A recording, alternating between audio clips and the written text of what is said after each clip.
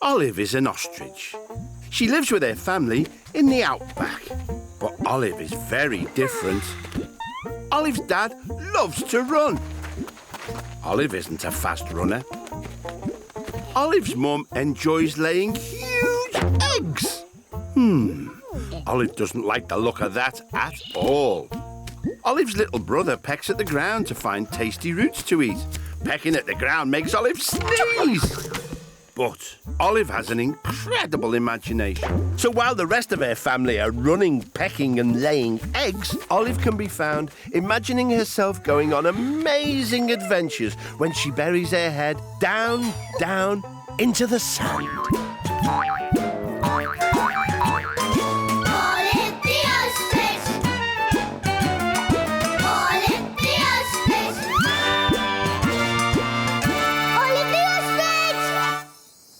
Until she popped up somewhere new. Olive was standing on the deck of a huge wooden sailing ship in the middle of the sea. Okay, look at all that water. Ahoy there! Olive saw a cat wearing a dashing outfit and a sailor's hat. Welcome aboard. I'm Captain Chris Columbus, the most famous explorer in all of the 7 seas. Hello, my name's Olive. I've never met a famous explorer before. Olive, you don't have any food on you, do you? Me and my crew are absolutely starving. Olive turned around to see a chubby bulldog and a Jack Russell. Oh, hello. These are my trusty shipmates, Bully the cook and Master Jack Russell, the deckhand. We're really hungry. Complained Jack. I'm sorry. What happened to all your food? A few days ago, we sailed through a terrible storm. An enormous wave washed all our food overboard, along with my map of the 7 seas. Now we're down to our very last tiny piece of stale bread, Said Bully sadly. Oh dear, that's not going to fill you up. Said Olive. And without my map, we're lost and can't find our way back home. I'm not very good with maps and directions, but maybe I can find you something to eat. Olive looked at Bully's vest and Jack's mop. A mop? A string vest? I think I may have an idea. Olive tugged on a loose end of Bully's vest. It unravelled into a long piece of string, which she tied to the end of the mop. Oh, what's that for? Asked the confused Captain Chris. It's a fishing rod. We can use it to catch fish for dinner. I just need something to get the fish to bite. Olive spotted the last scrap of bread in the basket. She tied it to the end of the fishing line and threw it in the water. Oh! Cried the crew. Our last scrap of bread. You'll just have to wait. So they waited, and they waited. All their tummies rumbled because they were so hungry. After what seemed like ages, there was a tug on the line. Olive pulled a massive fish out of the sea. Hooray for Olive! Hooray! Cheered the crew. Olive caught fish after fish and all sorts of other tasty sea creatures. Then, suddenly, Olive felt one almighty tug. Oh, help! The crew all grabbed hold of the rod and together they pulled out a huge whale who immediately sneezed and from its blowhole gushed a spout of seawater with a map on top. My map! Now we're no longer lost. Let's celebrate. Woohoo! So Bully cooked the biggest fishy feast ever. They ate and ate until they could eat no more. Would you like any dessert, Olive? Jellyfish and ice cream? Oh, no, thank you. Just the thought of it makes me feel all wobbly. Everyone laughed, and as they did, Olive realised it was time to go.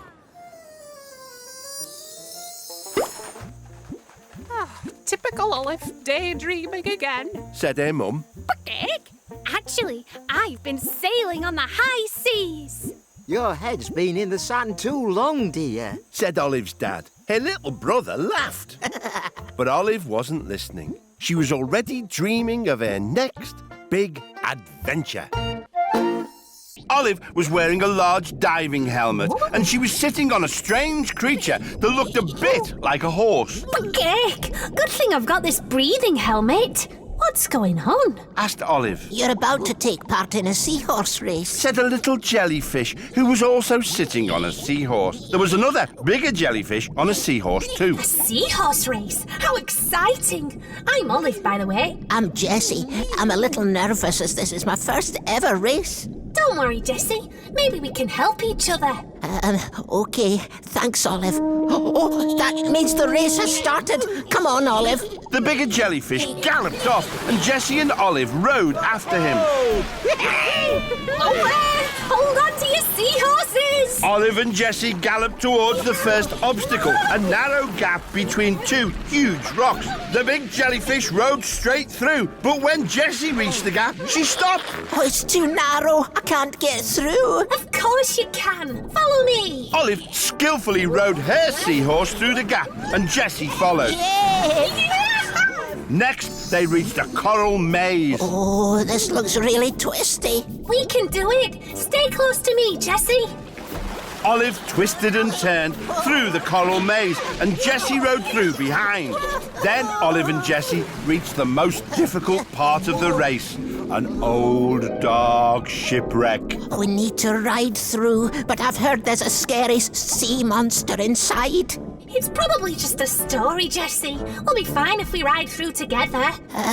I suppose so. Olive rode into the shipwreck, and Jessie followed. It was rather dark inside, and even Olive was a little scared. What was that strange noise? I'm sure it was nothing to worry about. But suddenly, a creature with a long, sharp nose appeared out of the darkness. Oh, the sea monster! They raced out of the shipwreck as fast as they could, but Jessie did not look where she was going and rode straight into a forest of seaweed. Oh, I've got tangled up, Olive. Olive tried to pull Jessie free, but it was no good. Tangled seaweed? A sea monster with a sharp, pointy nose? I think I may have an idea. Jessie, I'm going back into the shipwreck. Olive, don't be silly. But Olive rode bravely back into the dark shipwreck. Excuse me, Mr. Sea Monster. Please, could you help me? I'm not a sea monster. I'm just a swordfish. I can't help having this scary pointy nose. My name's Swordy, by the way. Oh, I'm Olive. My friend has got tangled up in some seaweed. I was hoping you could free her with your sharp sword nose. Of course, Swordy to the rescue. Swordy used his sharp nose to carefully cut Jessie free from the seaweed. Thanks, Swordy. Yes, thank you. You're not so scary after all. Go! You've got to finish the race. Jessie rode off fast with Olive close behind. Soon they could see the bigger jellyfish ahead as the finish line approached. I did it, Olive. I won. You certainly did, Jessie. The crowd love you. They're cheering themselves. Horse, see? They both laughed, and as they did, Olive realised it was time to go. Typical Olive, daydreaming again. Said her mum. Okay. Actually, I took part in an underwater seahorse race. Your head's been in the sand too long, dear. Said Olive's dad. Her little brother laughed. But Olive wasn't listening. She was already dreaming of her next big adventure. Olive found herself floating in the sea on a bright pink lilo. She was wearing a life jacket and some cool sunglasses. Well, this is very relaxing. Said Olive. The sun was shining and there were two dolphins leaping in and out of the sea nearby. Wahoo! Olive looked around and saw a surfer riding a big wave, and he was heading straight towards her. Watch out, dude, coming through. The surfer shouted, but it was too late. He collided with Olive and they went flying into the air. Whoa, wipe out. Olive and the surfer both washed up on the beach where a big crowd was watching. Oh dear, I'm sorry I got in your way. I'm Olive. Hey, no worries, dude. I'm Sunny Ray. Said the surfer as he shook seaweed out of his hair. Oh no, my lucky surfboard has disappeared. This is the big Tube Master surfing competition. I'll never win it without my lucky board. Olive, could you maybe help me find it, please? Well, I can try. Where do you think it could be? Dude, it's probably caught on something underwater, but it'll be impossible to find. The ocean is so huge. Olive looked out to the ocean and spied the dolphins leaping in and out of the water. A lost lucky surfboard, some dolphins. I think I may have an idea. Sonny, follow me. Olive and Sonny swam out to the dolphins. Hello, I'm Olive, and this is my friend Sonny. What's up, dolphin dudes? Hey there, how's it hanging? We're looking for Sonny's surfboard. We think it's caught underwater somewhere. Could you maybe help us find it, please? We'd be happy to help you guys. Awesome, dude, thanks. Just hold on to our fins and take a deep breath. Olive and Sonny each held on to one of the dolphins. Let's go! The two dolphins swam down to the seabed with Olive and Sonny clinging to their fins. They spotted Sonny's surfboard, but a giant clam had his big mouth clamped around it. Hey, Mr. Giant Clam, can we have that surfboard back, please? Sonny swam over to the stubborn giant clam and tried to wrestle the board out of his big mouth, but the clam would not let go. They all swam back to the surface. It's no good. That big old clam isn't going to give me my board back. There must be something else you can surf on. I've got a great idea. Why don't you surf on our backs? Dude, I love it. Yes, that sounds good. Awesome. So Olive and Sonny hopped onto the dolphins' backs. All set? Yep. Just then, a big wave curled its way towards them. The dolphins rode the wave with Sonny and Olive balancing on their backs, just as if they were on surfboards. Extreme! The crowd went wild. Olive and Sonny did some cool surfing moves. They looked amazing. The gold medal winner is Sonny Ray. And Olive won the silver. You won the Tube Masters without your lucky board. Dude, I wouldn't have been able to do it without you or the dolphin dudes. Then something floated in on a wave. It was Sonny's surfboard. My board, most excellent. I guess that giant clam didn't need it anymore. They all laughed, and as they did, Olive realised it was time to go.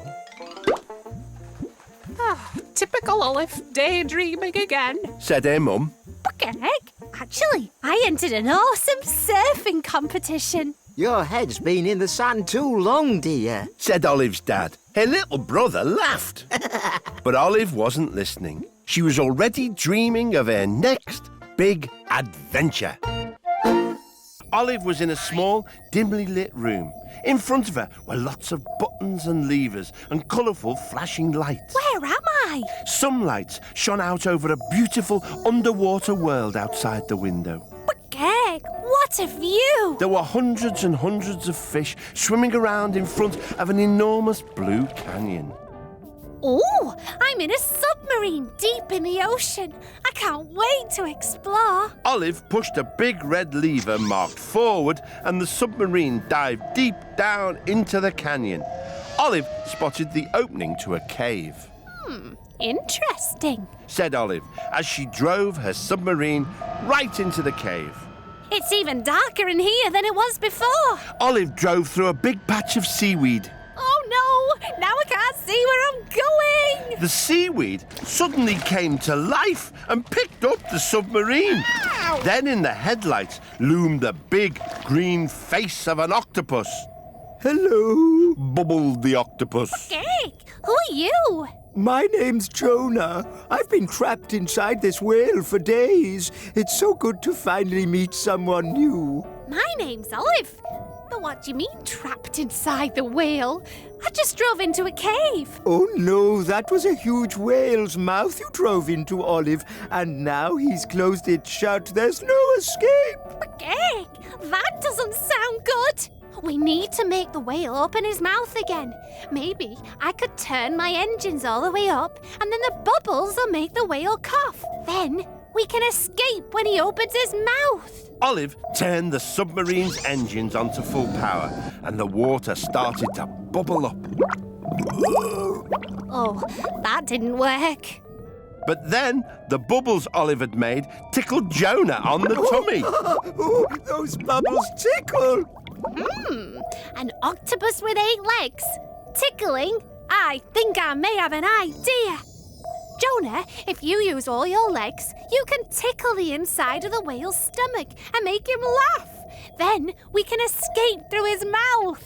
Oh, I think that might just work. He stretched out his 8 long arms and began to tickle the whale's tummy. Tickle harder! Tickle harder! Cried Olive. Jonah tickled as fast as he could. A wall of bubbles started rushing down the tunnel towards Olive and Jonah. Watch out! Ricky! What's happening? I think we might be going out of the top. The top?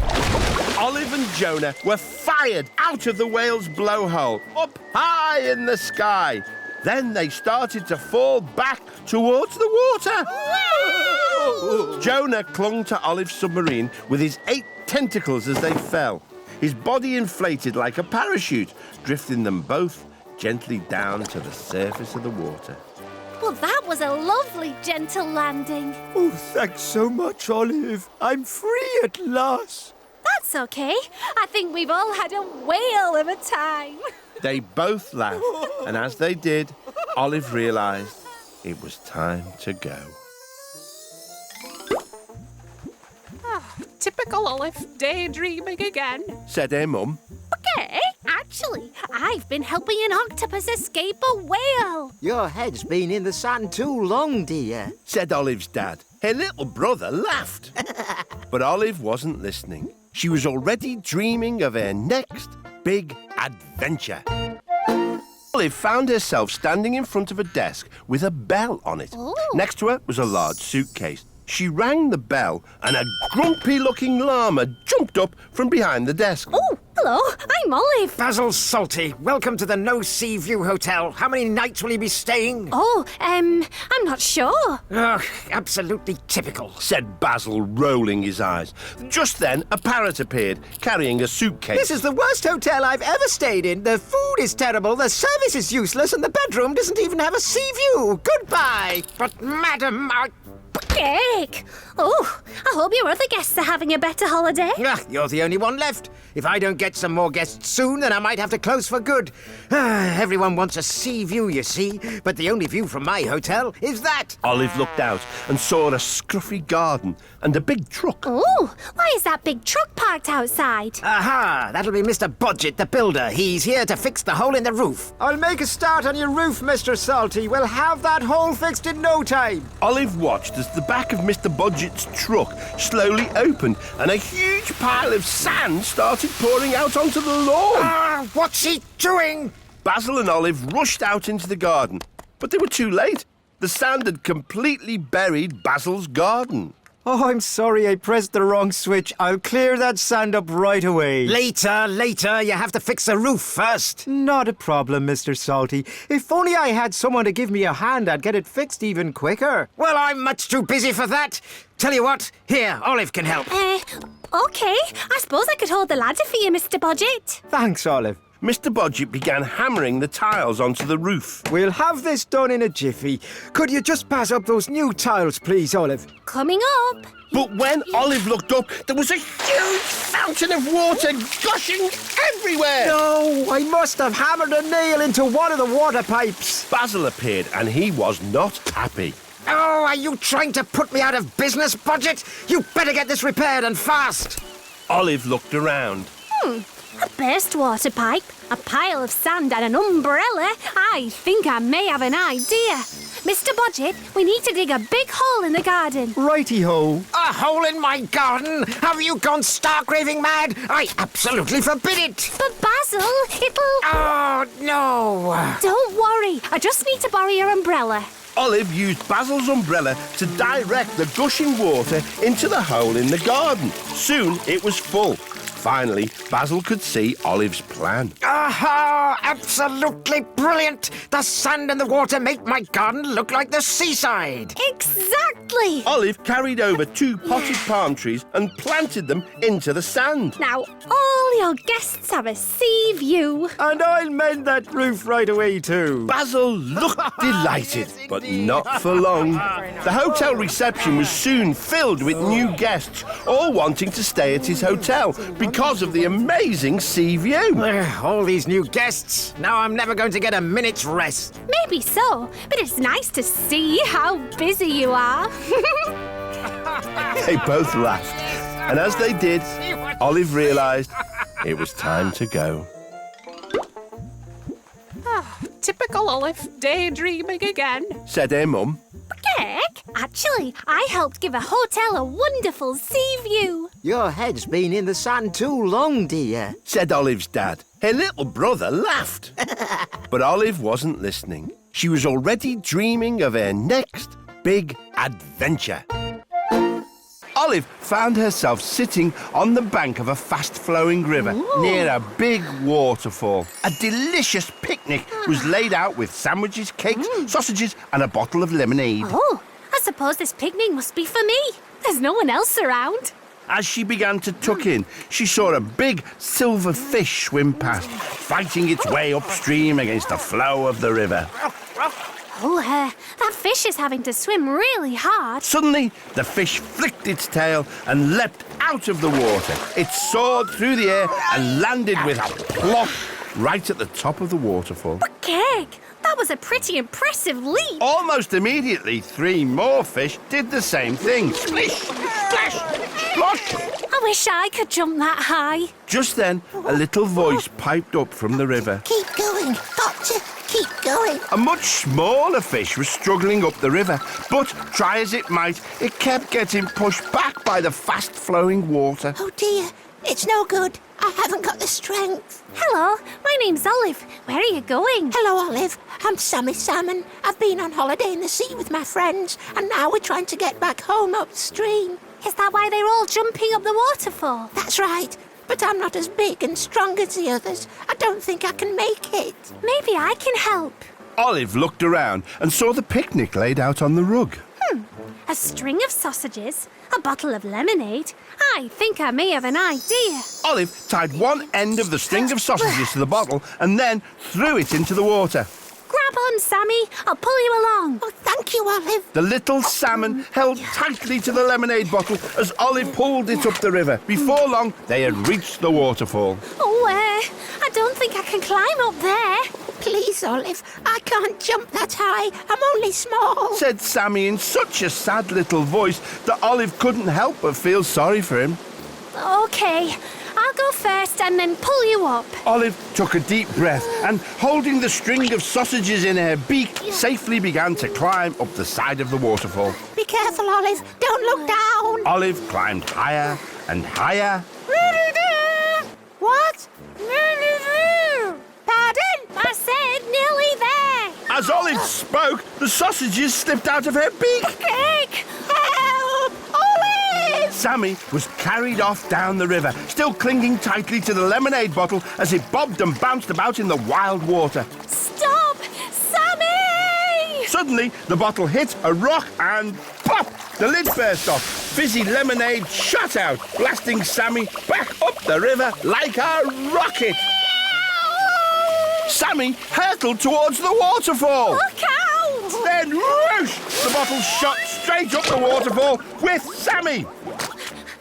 Sammy, are you all right? Woohoo! Did you see me jump, Olive? I'm the king of the world! All of Sammy's salmon friends swam round to greet him. They were very impressed that he'd managed to jump the waterfall. Thank you, Olive. Your plan really worked. Well, I can't say it went swimmingly, but I'm glad you made it home. They all laughed, and as they did, Olive realised it was time to go. Typical Olive, daydreaming again. Said her mum. Bucket? Actually, I helped a little salmon jump up a big waterfall. Your head's been in the sand too long, dear. Said Olive's dad. Her little brother laughed. But Olive wasn't listening. She was already dreaming of her next big adventure.